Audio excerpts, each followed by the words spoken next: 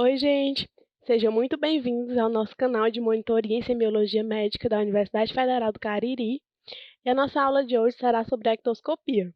Vai ser ministrada por mim, Luma Araújo, e pela Lívia Maria. A nossa orientadora é a doutora Patrícia Figueiredo. Bom, após a realização da anamnese, inicia-se o exame físico. É importante lembrar que para um exame físico bem feito, é necessário um local adequado, com iluminação correta, sem ruídos. O examinador deve estar posicionado à direita do paciente, respeitar sua privacidade e pudor, além da autonomia do paciente em relação à colaboração com o exame.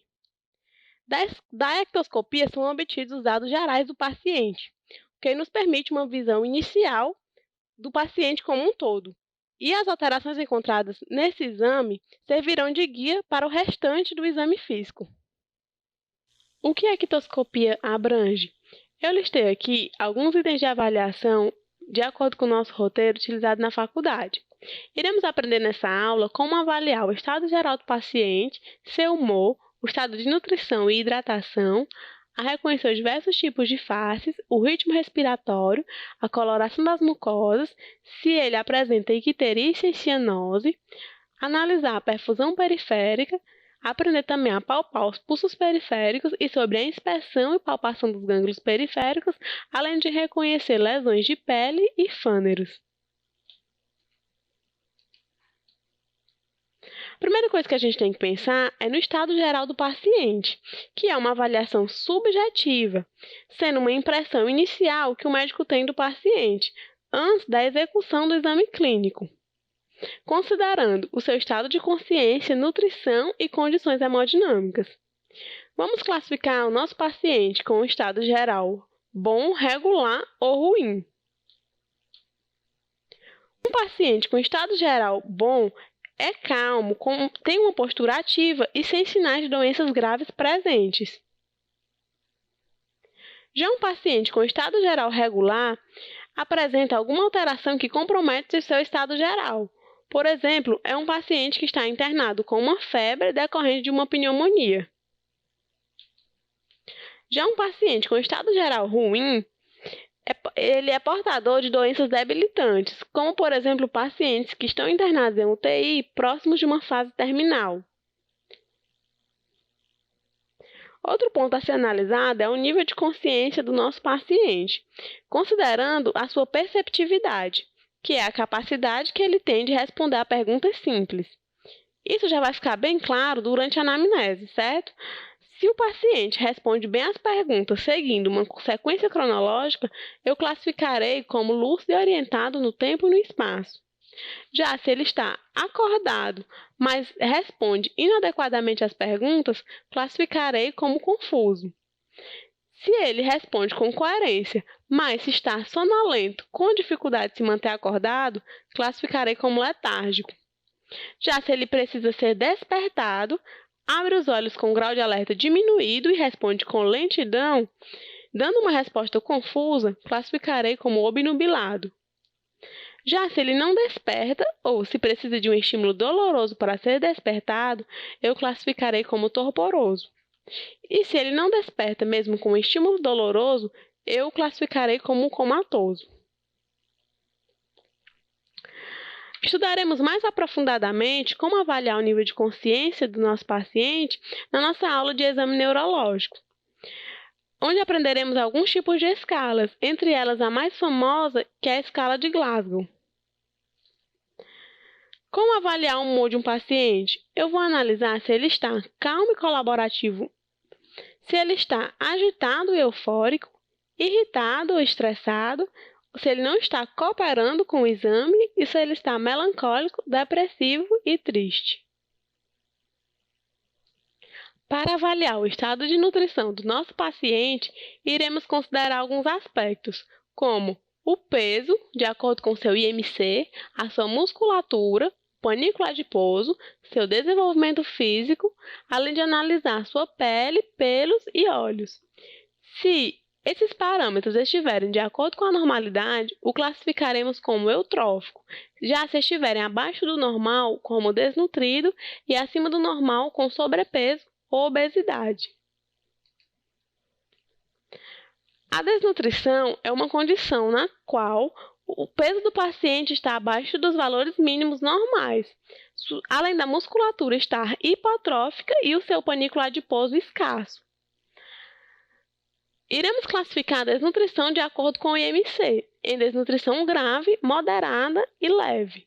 Eu coloquei também aqui os parâmetros considerados normais para vocês analisarem melhor. Após constatar que o paciente está com desnutrição, é necessário aprofundar sua análise, classificando-o de acordo com o critério de Gomes, que se baseia no déficit de peso em relação ao padrão normal para a idade e sexo, classificando-o em desnutrição grau 1, grau 2 ou grau 3, de acordo com o seu déficit de peso, se for superior a 10, a 25 ou a 40%. O problema nessa classificação é que ela pressupõe o conhecimento de padrões normais de desenvolvimento físico, o que nem sempre se tem, além de não levar em consideração a altura do paciente, nem os elementos fornecidos pelo exame da musculatura e do panículo adiposo. Porém, pela simplicidade e extensa difusão, ela é a classificação mais utilizada atualmente. O que iremos observar ao olhar um paciente desnutrido? Iremos perceber uma pele seca e rugosa ao tato, adquirindo, nos casos mais graves, aspecto de lixa. Nos olhos, pode-se observar sequidão da conjuntiva bulbar, perda do reflexo de luz, falta ou diminuição das lágrimas, além de fotofobia. Essas alterações oculares estão relacionadas com a xeroftalmia, que é a deficiência de vitamina A. É importante diferenciar o paciente desnutrido de um no estado caquético, que é um estado de extrema magreza com comprometimento do seu estado geral.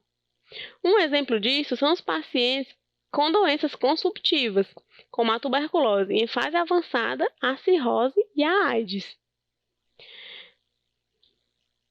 Em contrapartida, se o peso do paciente estiver acima do normal, o panículo adiposo e o seu desenvolvimento físico também acima dos valores considerados normais em relação à etnia, sexo e idade, iremos classificá-lo com obesidade, seguindo o IMC, classificando com sobrepeso ou obesidade grau 1, grau 2 ou grau 3. A obesidade é uma designação clínica pelo excesso de peso decorrente do acúmulo de gordura. Por si só, é uma enfermidade que tem grande importância clínica, pois se acompanha de um distúrbio metabólico relacionado com os lipídios e glicídios, com grande aumento na morbidade e mortalidade do paciente. É importante lembrar que, além da inferência do ganho de peso relatado pelo paciente, é útil reconhecer a evolução desse parâmetro, pois um paciente que ganhou 10 quilos em 2 meses tem maior significado clínico do que um paciente que ganhou 10 quilos em 2 anos. Outro aspecto a ser avaliado durante o exame clínico geral é o estado de hidratação do paciente. Normalmente, a hidratação é avaliada pela umidade das mucosas, principalmente da língua e da mucosa oral, que devem permanecer úmidas, além do turgor da pele, que no paciente hidratado é descrito como elástico. Também é importante avaliar se existiu uma alteração abrupta do peso, no caso das crianças, analisar as fontanelas e se existiram alterações oculares.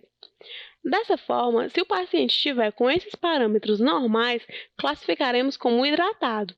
Já, se esses parâmetros estiverem abaixo do normal, o classificaremos como desidratado, sendo importante graduar em cruzes, variando de uma cruz quando a desidratação for mínima, até 4 cruzes quando a desidratação for máxima. Aqui, observamos na prática um examinador avaliando a elasticidade da pele, classificando-a como hidratada se possuir boa elasticidade. É importante reconhecer alguns sinais de desidratação, como excesso de sede, fadiga, tontura, cefaleia, urina escura e escassa, boca seca, elasticidade da pele diminuída e irritabilidade. Mas é importante ter atenção, pois um erro muito frequente entre os estudantes é realizar excessivamente o diagnóstico de desidratação em adultos, visto que pessoas adultas conscientes, sem apresentar diarreia nem vômitos e com acesso livre à água, dificilmente ficarão desidratadas. Além disso, nas crianças é importante avaliar as fontanelas, como eu já havia falado, pois no caso de desidratação grave, elas se apresentarão afundadas. Além dos outros sinais de desidratação já explicados, é importante analisar também a prega na pele, pois quando ela estiver desidratada, demorará muito mais a voltar ao seu estado inicial. Iremos aprender agora a reconhecer os diversos tipos de faces, que é o conjunto de dados exibidos na face do paciente, sendo resultante da soma dos traços anatômicos com a expressão fisionômica do paciente. São considerados não apenas os elementos estáticos, mas também a expressão do olhar, os batimentos da asa do nariz e a posição da boca do paciente, sendo que certas doenças imprimem na face traços característicos. Nessa face, não observamos nenhum traço patológico, sendo classificada como face normal ou atípica. Já nesse tipo de face, observamos um rosto arredondado, nariz e lábios grossos, pele seca, mais espessa e com acentuação dos sulcos. Os supercílios estão escassos e os cabelos secos e sem brilho. A expressão geral é de desânimo e apatia, muito comum no hipotiroidismo, sendo denominada face mixedematosa. Já nesse tipo de face, iremos observar uma pele espessa, com grande número de lepromas de tamanhos variados. Supercílios estão caídos, o nariz espesso e alargado, os lábios mais proeminentes e grossos. É típica na hanseníase e é denominada face leonina. Já nesse tipo de face, observaremos os olhos fundos, parados e inexpressivos, o nariz afilado e os lábios adelgaçados, podendo observar também batimentos da asa do nariz, e uma palidez cutânea e discreta cianose labial. A expressão denota sofrimento, e é típico de doenças graves, sendo denominada face hipocrática. Já nesse tipo de face, iremos observar um rosto arredondado com alteração dos traços faciais, podendo aparecer também acne. É comum na síndrome de Cushing ou em pacientes que fazem uso prolongado de corticoides, sendo denominada faces cushingoide ou de lua cheia. Já nesse tipo de face, iremos observar os olhos oblíquos, bem distantes um do outro, a boca entreaberta e o rosto arredondado. É comum na síndrome de Down e é denominada face mongoloide. Já nesse tipo de faces, iremos observar exoftalmia, olhos brilhantes no rosto magro, aspecto de espanto e ansiedade, podendo estar presente também um bórcio. É característica do hipertiroidismo e é denominada baseldoniana. Já nesse tipo de face, iremos observar um olhar cabisbaixo, olhos com pouco brilho e fixo um ponto distante. O sulco nasolabial se acentua e o canto da boca se rebaixa. No conjunto, iremos observar tristeza, indiferença e sofrimento moral. É denominada face depressiva. Já nesse tipo de face, iremos observar um edema periorbital, mais comum no período da manhã, além de uma palidez cutânea, e é comum na síndrome nefrótica, sendo denominada face renal. Já nesse tipo de face, iremos observar uma pitose bilateral, que obriga o paciente a franzir a testa e levantar a cabeça para ter uma melhor visualização. É comum na miastenias grave e em outras miopatias que comprometem os músculos da pálpebra superior. É denominada face miastênica. Já nesse tipo de face, iremos observar uma imobilidade facial, alteração da pele que se torna endurecida e aderente aos planos profundos, com rebaixamento dos lábios, afinamento do nariz e imobilização das pálpebras. Sua fisionomia é inexpressiva, parada e imutável, o que justifica seu apelido de face de múmia, e é denominada face esclerodérmica. Nessa face, iremos observar um maior desenvolvimento do maxilar inferior, além de um aumento no tamanho do nariz, das orelhas e da boca. Uma face com várias estruturas hipertrofiadas e é denominada face acromegálica.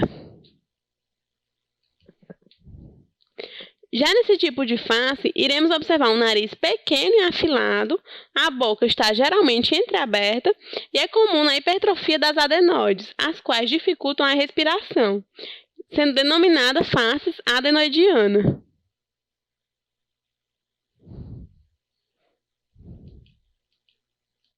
Outra questão a ser avaliada durante o exame clínico geral é a respiração do paciente, sendo classificado como eupneico quando não apresentar nenhuma alteração no padrão respiratório e como dispneico quando alguma alteração estiver presente, sendo então classificado quanto à intensidade da dispneia pelo número de cruzes, que vão de 1 cruz até 4 cruzes. Aqui visualizamos um padrão fisiológico normal da respiração de um paciente. Enquanto aqui observamos uma alteração nesse padrão, que permite observar a utilização da musculatura acessória, o que caracteriza a tiragem intercostal, muito comum na asma brônquica. Observaremos também pacientes com taquipneia quando eles possuírem pneumonia e edema agudo de pulmão. Outra questão a ser estudada na ectoscopia é a coloração das mucosas, sendo classificadas como corado ou normocoradas quando a coloração estiver normal, ou seja, rosa avermelhada, decorrente da rica rede vascular das mucosas, e hipocorado quando essa coloração estiver diminuída, graduando também no sistema de cruzes, sendo com 1 cruz quando a descoloração for leve, até 4 cruzes quando a descoloração for intensa. É importante observarmos a coloração das mucosas através da mucosa palpebral das conjuntivas, da mucosa oral, da face, do leito ungueal e da palma das mãos dos pacientes. Aqui visualizaremos um examinador avaliando uma conjuntiva normal, que está rosa avermelhada, e enquanto aqui uma conjuntiva pálida, que é muito frequente em pacientes que possuem anemia. Porém, é difícil de ser avaliada em indivíduos que têm uma pele com pigmentação escura, a exemplo da raça negra. É bom lembrar também que a palidez não significa necessariamente anemia, pois pacientes com mixedema são pálidos, mas não apresentam anemia. Temos que aprender também a avaliar a presença de icterícia em um paciente, sendo detectada quando a concentração de bilirrubina no sangue estiver maior do que 2 mg por decilitro de sangue, o que significa 2 vezes maior do que o limite normal. Devemos classificar o paciente como anictérico ou ictérico e graduar também no sistema de cruzes. Temos que observar a icterícia do paciente através da coloração da pele, da esclerótica e do freio da língua, que se tornam amareladas através da impregnação do pigmento bilirrubínico no sangue. Aqui visualizamos um paciente com icterícia graduada em 4 cruzes. Iremos aprender agora a avaliar a presença de cianose em um paciente, que é a coloração azulada da pele e das mucosas, aparecendo sempre que ocorre um aumento na concentração de hemoglobina reduzida, ou seja, não ligada ao oxigênio. Iremos classificá-lo como acianótico ou como cianótico, e é importante analisar os lábios, a região perioral, o leito ungueal e o pavilhão auricular.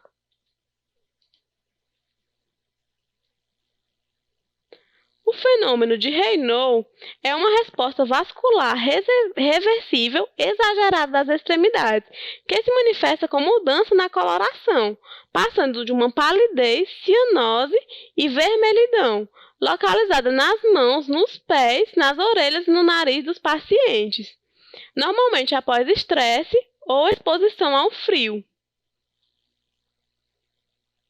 Iremos aprender também a avaliar a perfusão periférica, classificando-a como boa ou má. Como que eu vou avaliar a perfusão periférica do meu paciente? Pressionando a porção distal do dedo mínimo ou do polegar, avaliando o enchimento capilar dos tecidos. Se o tempo de perfusão for maior que 2 segundos, significa que os tecidos não estão sendo perfundidos adequadamente e eu vou classificá-la como má. Olá, pessoal. Meu nome é Lívia e vou dar continuidade à parte 2 da ectoscopia. Iniciaremos com a palpação de pulsos periféricos. Vamos então iniciar verificando as principais características que eu devo estar atento durante a palpação dos pulsos periféricos. Nesse tópico, a nossa discussão se dará de forma rápida, pois diversos pontos de interesse já foram apresentados na videoaula de sinais vitais. Confere no nosso canal do YouTube. Lembrando que o exame dos pulsos exige treinamento e destreza, mas não se preocupe, com a prática vai tornando-se mais fácil notar a presença de possíveis alterações. Dessa forma, vamos começar falando sobre o estado da parede arterial, que pode estar normal, com uma parede lisa, sem tortuosidade, facilmente deprimível, e também pode estar anormal, quando há presença de aterosclerose, tornando a parede endurecida, irregular ou até mesmo tortuosa. Falando de amplitude, deve-se mencionar que esta relaciona-se com o enchimento durante a sístole e o esvaziamento na diástole. Assim, a sua classificação permite averiguar, por exemplo, a presença de um pulso amplo ou magnus, aquele que, quando se exerce pressão sobre a artéria, há uma certa dificuldade de obliterá-la, como ocorre na insuficiência aórtica. Já o pulso mediano, que é o encontrado em pessoas sadias, a pressão exercida na artéria é tida como mediana, enquanto que o pulso pequeno, parvus ou filiforme é fácil de ser obliterado e pode indicar um quadro de hipotensão arterial. Já a simetria é a percepção da amplitude dos pulsos palpáveis em comparação com o mesmo pulso contralateral, importante para identificar, por exemplo, uma obstrução arterial. O ritmo se dá pela sequência das pulsações, medida indireta do débito cardíaco. Portanto, intervalos iguais apresentam um ritmo regular e intervalos variáveis um ritmo irregular, caracterizando uma arritmia. A classificação de tensão ou dureza se dá em pulso mole quando a pressão necessária para interromper as pulsações é pequena, pulso duro, onde é necessário uma forte pressão para interromper as pulsações, e a tensão mediana, que é a situação intermediária. Agora, vamos conhecer o teste de Allen, que tem como objetivo avaliar o fluxo sanguíneo arterial da mão, por meio da verificação da patência das artérias radial e ulnar, fundamental, por exemplo, antes da realização de uma gasometria arterial. Pela classificação, o resultado do teste de Allen pode ser satisfatório ou negativo quando o tempo de retorno da coloração palmar ocorre até 7 segundos após a descompressão da artéria, ou ainda insatisfatório ou positivo quando o tempo de retorno da coloração palmar for superior a 7 segundos. Nessa imagem, note a diferença da coloração palmar, evidenciando assim um teste positivo. Antes da realização do teste, se faz necessário explicar o procedimento a ser realizado e a sua finalidade ao paciente. Higienizar as mãos, podendo o paciente se encontrar em decúbito dorsal, quando este encontra-se acamado, ou em sedestação, quando colaborativo.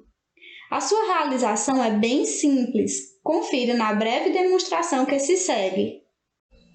De início, localiza-se os pulsos das artérias radial e ulnar. E estando o paciente com a mão fechada, pode-se iniciar a palpação de forma simultânea. Solicite que o paciente abra e feche a mão por algumas vezes, mantendo-as abertas em seguida. Após liberada a pressão manual aplicada na artéria ulnar, verifique o tempo de enchimento capilar. E da mesma forma, deve-se proceder com a artéria radial. Observe. Verifique que é um teste simples e que permite observar o retorno da circulação da artéria. Agora que já abordamos as principais características das artérias, é fundamental identificarmos a localização de algumas destas. Acompanhe pelo cursor do laser. Temos então a artéria temporal, carótida, femoral, poplítea, artéria facial, braquial, radial e ulnar, a artéria tibial posterior e a artéria dorsal do pé. O exame dos pulsos arteriais se faz com base no conhecimento anatômico do sistema vascular. A palpação é realizada com as polpas digitais e a face ventral dos dedos, indicador e médio. E, além disso, o paciente deve estar informado de todo o procedimento que será realizado.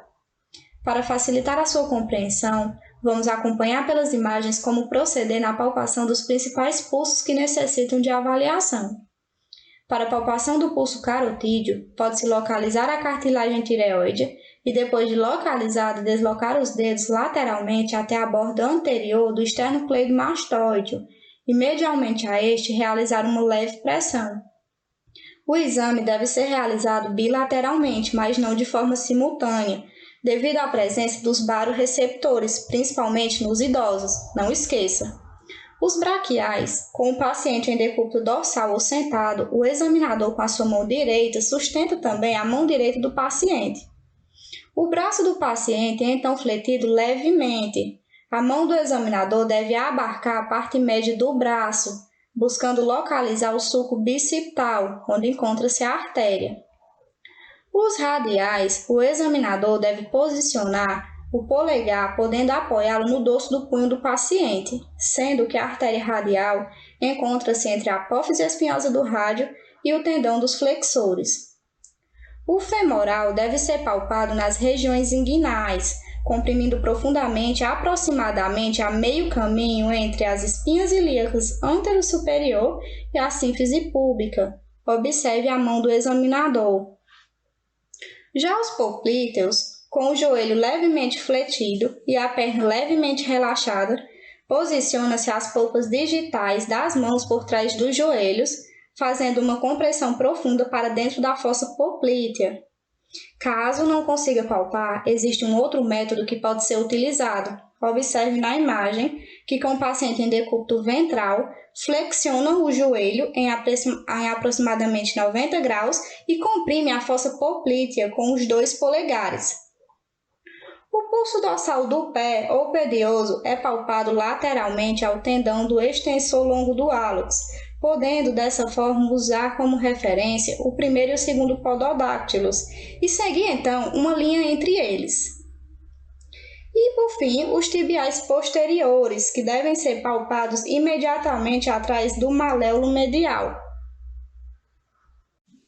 Agora vamos aprender como se dá a palpação das cadeias de linfonodos. De início, é importante definirmos o termo linfonodomegalia, que é caracterizado por um aumento local ou generalizado dos linfonodos, sendo um achado extremamente comum na prática clínica. Dessa forma, o principal desafio clínico de um paciente com linfonodomegalia é decidir quais casos são considerados graves ou leves e autolimitados. Dito isto, vamos conhecer as principais localizações das cadeias linfonodais. Iniciaremos pela cadeia pré-auricular, seguiremos com as auriculares posteriores, occipitais, tonsilar, submandibulares, submentoniano. Seguiremos com as cadeias cervicais superficiais, cadeia cervical profunda, cervicais posteriores e, por fim, a supraclavicular. Além destes citados, é importante mencionar os linfonodos axilares, devendo ser palpados com o examinador de frente ao paciente. O paciente pode estar de pé ou sentado.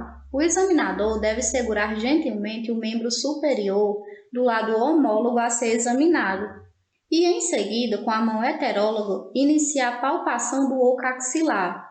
Tal palpação se dará em 4 frentes: contra o grádio costal, contra a face posterior do peitoral maior, contra a face anterior do grande dorsal e contra o húmero. O achado da linfadenopatia axilar unilateral, por exemplo, pode ser um indício de malignidade de mama.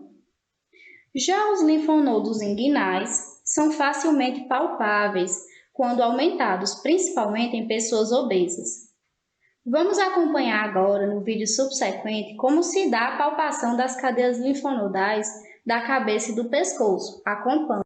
O examinador deve posicionar-se de frente para o paciente e, utilizando-se das polpas digitais dos dedos indicador e médio, realizar movimentos circulares e contínuos, buscando abranger o trajeto de cada cadeia linfonodal, além de mover a pele sobre os linfonodos das principais cadeias já descritas.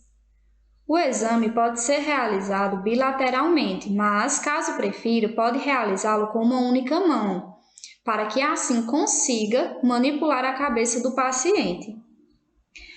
Perceba que, além das técnicas já empregadas, utilizou-se para a palpação dos linfonodos de cadeia profunda a mão em pinça, pois dessa forma consegue-se deslocar o músculo e adentrar a cadeia. O examinador deve utilizar-se de técnicas apropriadas de procura por linfonodos. Na maior parte das vezes, esses linfonodos encontrados são pequenos, móveis, isolados e indolores, comuns mesmo em pessoas saudáveis. Para darmos continuidade ao estudo do exame semiológico dos linfonodos, considero importante trazer algumas informações de interesse. As doenças sistêmicas inflamatórias e neoplásicas podem cursar com adenomegalia supraclavicular esquerda, o chamado linfoma de Wischl, o qual pode representar metástase de cânceres abdominais, pois essa cadeia compartilha a drenagem linfática com a maior parte dos órgãos abdominais. Assim sendo, faz-se importante a realização de uma boa anamnese, considerando, por exemplo, os sintomas constitucionais. O paciente apresenta febre, perda de peso, fadiga, sudorese noturna. É importante também considerar o tempo de evolução, pois, por exemplo, o aumento linfonodal devido à infecção viral ou bacteriana torna-se menos provável após um período de observação de algumas semanas, enquanto as doenças neoplásicas tornam-se mais prováveis com o passar do tempo. Os sintomas locais verificam na linfonodomegalia localizada se existem sinais que sugiram infecção ou tumoração. Já os medicamentos, como a fenitoína, podem gerar um quadro de linfonodomegalia. Além disso, devo considerar a idade, pois pacientes com idade avançada apresentam acometimento linfonodal, devido à neoplasia mais comumente do que os jovens. Dessa forma, o exame físico deve ser realizado de maneira precisa, considerando os aspectos dos linfonodos. Vamos começar pela mobilidade. Ele está aderido a planos profundos ou não? Quando aderidos, podem ser sugestivos de processos neoplásicos. A presença de sinais flogísticos apresenta rubor, hiperemia, calor, o diâmetro ou tamanho. Existem associações que mostram que quanto maior o linfonodo, maior a possibilidade de tratar de uma neoplasia. O formato, se simétricos ou assimétricos, sensibilidade, dolorosa ou não, consistência, endurecida ou amolecida, e organização, isolados ou agrupados. O agrupamento dessas características, além da localização que a gente já havia supracitado, são importantes para diferenciar, por exemplo, um processo inflamatório de uma neoplasia, devendo, pois, sempre serem considerados. Agora, adentrando na semiologia da pele, faz-se imprescindível, antes de qualquer adendo, caracterizar as lesões elementares, que são as modificações da pele determinadas por processos de etiologia inflamatórios, degenerativos, circulatórios, neoplásicos, por distúrbios do metabolismo ou por defeitos de formação. Além disso, podem ser classificadas em primárias, quando aparecem sem serem precedidas de outras alterações macroscópicas, e secundárias, que resultam da evolução da lesão primária. Eu sei que são muitas lesões e que por vezes são bem similares, mas não esquente a cabeça, que vamos entendê-las ao longo da nossa conversa. Antes de mais nada, temos que nos questionar: como devo realizar um exame dermatológico? Ok. Existem alguns pontos que se fazem fundamentais, como a coleta de uma boa anamnese, descrevendo assim o histórico das lesões, como e quando iniciou, qual era o formato no início do quadro, evolução, sintomatologia apresentada no momento da consulta. Há fatores agravantes ou atenuantes? As perguntas gerais devem abranger sintomas comuns de vários possíveis diagnósticos. Apresenta prurido, parestesia, nevralgias, hipoestesia, calor, frio? E estas perguntas devem se fazer acompanhadas de outros possíveis sintomas associados. A inspeção deve abranger todo o tegumento, inclusive cabelos, unhas e mucosas, enquanto a palpação permite verificar alterações de espessura, umidade, volume ou consistência da pele. A distopressão ou ainda vitopressão consiste em pressionar a lesão com os dedos ou com vidro, provocando isquemia local, permitindo, por exemplo, distinguir o eritema da púrpura ou de outras manchas vermelhas. E a compressão permite avaliar edemas. A compressão linear ainda avalia se há demografismo. À vista disso, os principais pontos que devem ser avaliados no exame dermatológico são a integridade, a textura e a espessura, a coloração, localização, elasticidade, contornos, turgor e a sensibilidade. Dito isto, a partir de agora iremos conhecer algumas lesões de pele. Vamos lá? As lesões por alterações de cor representam áreas circunscritas de coloração diferente da pele normal, porém não têm alterações na superfície, como por exemplo alterações de textura ou relevo. Estas lesões são pois chamadas de máculas e manchas. E como diferenciar uma mácula de uma mancha? Bem, essa diferenciação se dá principalmente de acordo com o tamanho da lesão. As máculas são menores que 1 centímetro e as manchas maiores. Além disso, tais alterações podem ser pigmentares, quando há alterações da deposição de melanina e ainda se subdividem em acrômicas, hipocrômicas ou hipercrômicas. Veja então nesta imagem, onde desliza o cursor do laser, a presença de uma mancha acrômica, localizada em membros inferiores decorrente de vitiligo. Podem ser também classificadas em vasculares, resultantes de distúrbios da microcirculação da pele. Consideramos como exemplificação as telangiectasias e as máculas, manchas eritematosas. Veja nesta imagem a demonstração de telangiectasias. A deposição pigmentar, como o próprio nome já diz, se dá pela deposição de determinados pigmentos na pele, como a deposição de bilirrubina, responsável pelo quadro de icterícia, acúmulo de pigmentos por carotenos ou mesmo pigmentos artificiais da tatuagem. Então veja aqui uma imagem que demonstra a coloração característica da pele quando há deposição de carotenos.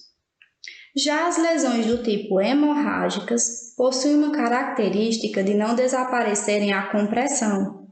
Sendo assim, se eu apertá-las, não vão sumir, já que o sangue foi extravasado. Estas são classificadas de acordo com o tamanho. As petequias, aqui ilustradas, são pontiformes e medem cerca de 1 a 2 milímetros, e as equimoses, que ocorrem devido à ruptura de vasos, são maiores do que 1 centímetro. E o que é importante você saber também? Nesse tipo de lesão, a coloração se dá de acordo com o tempo, passando de arroxeadas, azuladas, amareladas e, por fim, ao restabelecimento da coloração normal da pele, certo? Antes de passar para o próximo tópico, eu sei que surgiu uma dúvida. E os hematomas? Não entram nessa classificação? O hematoma, mesmo tido como hemorrágico, apresentam relevo e, por isso, não se enquadram nas lesões por alterações de cores. Já as formações sólidas abrangem uma variedade de lesões. Para facilitar a sua compreensão, acompanhe as imagens que vão surgir de acordo com as enumerações colocadas nessas delineações. Assim, vamos às imagens. Nossa primeira imagem trata-se de uma pápula. Podemos citar como exemplo a picada de insetos. Ela possui elevação de até 0,5 centímetros, podem ser isoladas ou coalescentes, apresentam cores variadas e geralmente são pontiformes. Os tubérculos são maiores do que 0,5 centímetros e também apresentam cores variadas, podendo ser moles ou firmes. E como exemplificação tem a hanseníase, que tem os tubérculos como implicação clínica. Já os nódulos encontram-se na hipoderme. Quando maiores, são tidos como nodosidades, percebidos mais à palpação do que à inspeção, como no caso dos cistos. A queratose é uma lesão bastante comum. A espessura da pele torna-se mais consistente, podendo ocorrer de forma localizada ou difusa, é dura e inelástica, e um dos principais exemplos são as calosidades.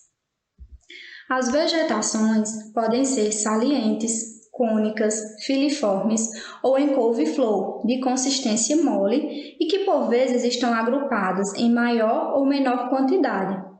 Um exemplo típico é o codiloma acuminado. A liponificação caracteriza-se pelo espessamento da pele com acentuação de estrias, resultando em quadriculado em rede. Observe. A pele circulante é castanha escura. Geralmente, áreas de atrito ou coçaduras constantes se projetam a essas lesões. A esclerose, nesse caso, a consistência da pele que vai gerar uma alteração, pois encontra-se aumentada, estando, pois, aderida aos planos profundos e é difícil de ser pregueada. E, por fim, o edema, que se dá pelo acúmulo de líquido no espaço intersticial.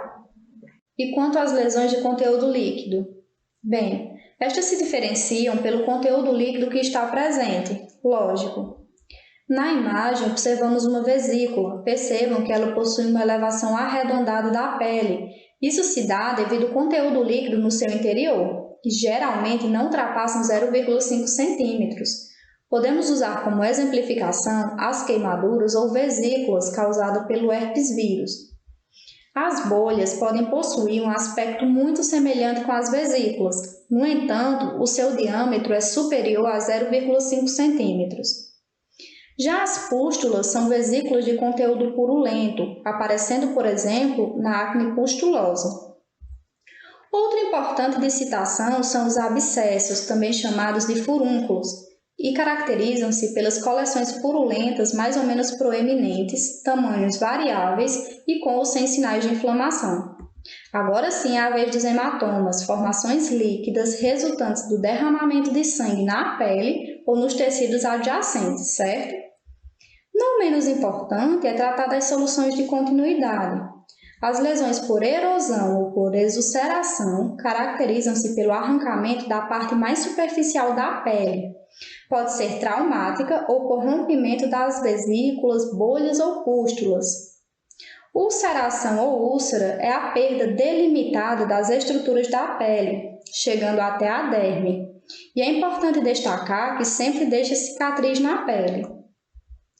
As fissuras se dão pela perda de substância linear, localizadas em dobras cutâneas ao redor de orifícios naturais. Então vejam que entre os quirodáctilos existe a presença de fissura. Já as fístulas são pertuitos cutâneos em conexão com focos de supuração, por onde sai líquido purulento que podem ser serossanguinolentos ou gomosos. Tratando de lesões caducas, vamos então iniciar pelas escamas, que são lâminas epidérmicas secas que se desprendem da superfície cutânea e um dos melhores exemplos é a caspa. As crostas nada mais são do que formações provenientes de secreção serosa, sanguínea, purulenta ou mista, que recobrem uma área cutânea previamente lesada, constituindo a fase final do processo de cicatrização. Enquanto que as escaras são lesões na pele e no tecido subjacente, resultante da pressão prolongada, e as áreas de tecido cutâneo se encontram necrosados. Não menos importantes são as sequelas. Trataremos de duas principais sequelas, sendo elas a atrofia e a cicatriz. As atrofias ocorrem devido ao adelgaçamento da pele, que por vezes se torna fina, translúcida, lisa e pregueada. Enquanto que a cicatriz se dá por um processo de reposição do tecido lesado, reconstruído pela proliferação de tecido fibroso circunjacente. Lembrando que quando hipertrófica chama-se queloide, com uma consistência firme, rosa avermelhada e bordas nítidas. Não esqueçam! E agora, para encerrarmos a nossa semiologia da pele, devemos lembrar que as unhas também devem ser analisadas. Dessa maneira, vou tentar trazer de forma rápida as principais alterações que encontraremos na nossa prática médica. A primeira foto trata das leuconíquias, que são manchas brancas na superfície das unhas e que, na imensa maioria das causas, surgem devido a pequenos traumas. As unhas de Plummer, notem que estão parcialmente deslocadas do leito ungueal e são comuns, por exemplo, no hipertireoidismo. Unhas distróficas podem estar relacionadas às onicomicoses ou por repetidos traumas, geralmente encontram-se espessadas, rugosas e de forma irregular. Coiloníquia ou unha de colher. A placa ungueal torna-se fina, com o aparecimento de depressão. Uma das principais causas é a anemia ferropriva. As unhas em vidro de relógio possuem uma implantação da unha superior a 160 graus, convexa em todos os sentidos, lembrando o vidro de relógio, podendo se relacionar a cardiopatias congênitas e bronquiectasias. Linhas de Beal, sulcos transversais à lúnula e podem ocorrer depois de um ferimento na unha, eczema em volta da unha e casos de desnutrição. Faixas de Mie, faixas transversais brancas podendo estarem presentes, por exemplo, em doença sistêmica aguda. Unhas de Lindsay. A porção proximal da unha é esbranquiçada e a distal avermelhada ou rósea, e pode se relacionar à insuficiência renal crônica com uremia. E, por fim, as unhas de Terry, com presença de faixa esbranquiçada de 1 a 2 milímetros da borda distal da unha, comum na hipoalbuminemia. Chegamos então ao fim da nossa videoaula de ectoscopia. Alguma dúvida? No caso de dúvidas, podem deixar nos comentários do YouTube, Semiologia UFCA, ou entrar em contato com o nosso Instagram, @semiologiaufca. E não esqueça de nos acompanhar nas redes sociais. Agradecemos pela visualização e até a próxima videoaula.